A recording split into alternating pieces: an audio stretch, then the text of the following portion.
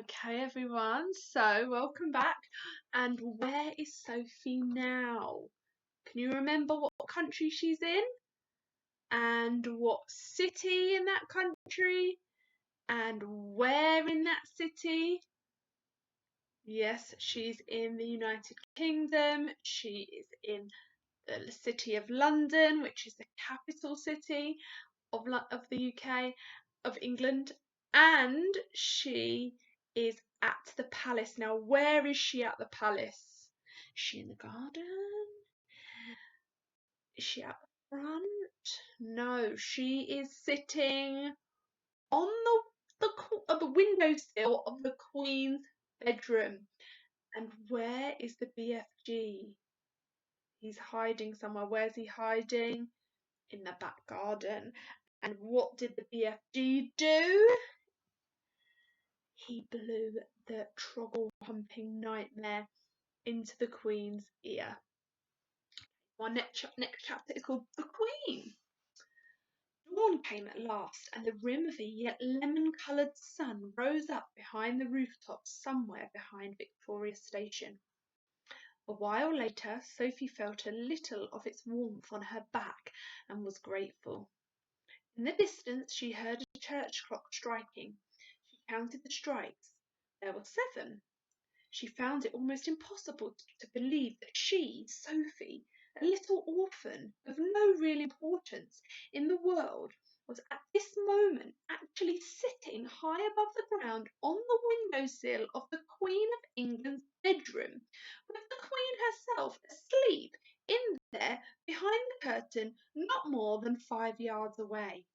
The very idea of it was absurd. No one had ever done such a thing before. It was a terrifying thing to be doing. What would happen if the dream didn't work? No one, least of all the Queen, would believe a word of her story.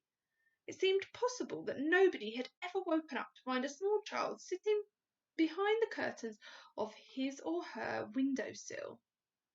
The Queen was bound to get a shock. Who wouldn't? With all the patience of a small girl who had something important to wait for, Sophie sat motionless on the windowsill. How much longer, she wondered. What time do queens wake up?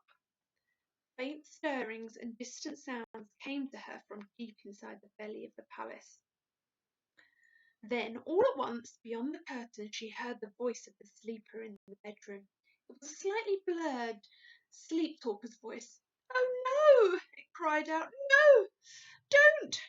Someone stop them! Don't let them do that! Oh, I can't bear it! Oh, please stop them! It's horrible!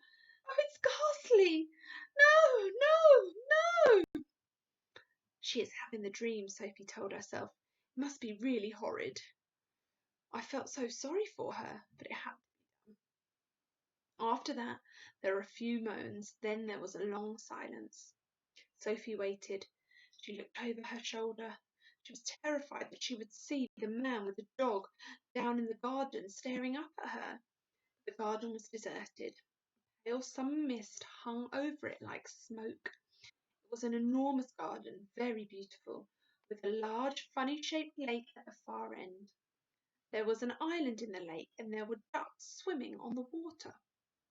Inside the room beyond the curtains, Sophie suddenly heard what was obviously a knock on the door. She heard the doorknob being turned. She heard someone entering the room. "Good morning, Your Majesty," a woman was saying. It was the voice of an oldish lady. There was a pause, and then a slight rattle of china and silver. "Will you have your tray on the bed, ma'am, or on the table?" "Oh, Mary, something awful has just happened." This was a voice Sophie had heard many times in the radio and on the television, especially on Christmas Day. It was a very well-known voice. "Whatever is it, ma'am?" "I've just had the most frightful dream. It was a nightmare. It was awful." "Oh, I'm sorry, ma'am, but don't be distressed. You're awake now, and it will go away. It was only a dream, ma'am." "Do you know what I dreamed, Mary? I dreamed that girls and boys were being snatched out of their beds at boarding school and were being eaten by the most ghastly giants." giants were putting their arms in through the dormitory windows and plucking the children out with their fingers. One lot from a girls' school and another from a boys' school. It was so vivid, Mary. It was so real. There was a silence. Sophie waited. She was quivering with excitement. But why the silence? Why didn't the other one, the maid, why didn't she say something? What on earth's the matter, Mary? The famous voice was saying. There was another silence. Mary, you've gone as white as a sheet. Are you feeling ill? There was suddenly a crash and a clutter of crockery, which could only have meant that the tray the maid was carrying had fallen out of her hands. Mary, the most famous voice was saying rather sharply, I think you'd better sit down at once. You look as though you're going to faint. You really mustn't take it so hard just because I've had an awful dream. That isn't the reason, Ma'am. The maid's voice was quivering terribly. Then for heaven's sake, what is the reason? I'm very sorry about the tray, Ma'am. Oh, don't worry about the tray. But what on earth was it that made you drop it? Why did you go white as a ghost all of a sudden? You haven't seen the papers yet, have you, Ma'am? No, what do they say? Sophie heard the rustling of a newspaper as it was being handed over. It's like the very dream you had in the night, Ma'am. Rubbish, Mary. Where is it? On the front page, Ma'am. It's the big headlines. Great Scott! Cried the famous voice. 18 girls vanish mysteriously from their beds at Roehampton School. 14 boys disappear from Eton. Bones are found underneath dormitory windows.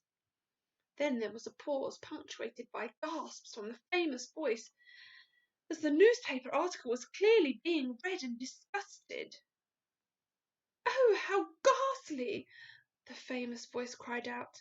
It's absolutely frightful. Bones under the window? What can have happened? Oh, those poor children! But, Ma'am, don't you see, Ma'am? See what, Mary? Those children were taken away almost exactly as you dreamed it, Ma'am. By giants, Mary? No, Ma'am, but the bit about the girls and the boys disappearing from their dormitories. You dreamed it so clearly, and that has actually happened. That's why I came over all queer. Ma'am, I'm coming over a bit queer myself, Mary. It gives me the shakes, Ma'am, when something like that happens. It really does. I don't blame you, Mary. I should get you some more breakfast, Ma'am, and have this mess cleared up. No, don't go, Mary. Stay here a moment. Sophie wished she could see into the room, but she didn't dare touch the curtains. The famous voice began speaking again. I really did dream about those children, Mary. It was clear as crystal. I know you did, Ma'am. I don't know how giants got into it. That was rubbish. Shall I draw the curtains, Ma'am? Then we shall all feel better. It's a lovely day. Please do. With a swish, the great curtains were pulled aside. The maid screamed, Ah! Sophie froze to the window ledge. The Queen, sitting up in her bed with the Times on her lap, glanced up sharply. Now it was her turn to freeze. She didn't scream as the maid had done. Queens are too self-controlled for that. She simply sat there staring wide-eyed and white-faced at the small girl who was perched on the window-sill in a nightie. Sophie was petrified. Curiously enough, the Queen looked petrified too. One would have expected her to look surprised, as you or I would have done had we discovered a small girl sitting on our windowsill first thing in the morning. The Queen didn't look surprised. She looked genuinely frightened. I am going to leave it there for now, and we're going to see what happens next, now that the Queen and the maid have discovered Sophie.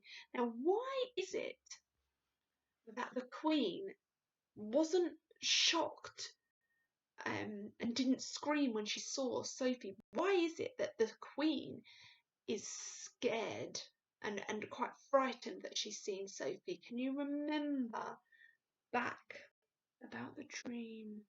You remember why it's actually giving her the creeps. Okay, we'll find out what happens next time. Imagine what it must be like to be Sophie sitting on the Queen's windowsill.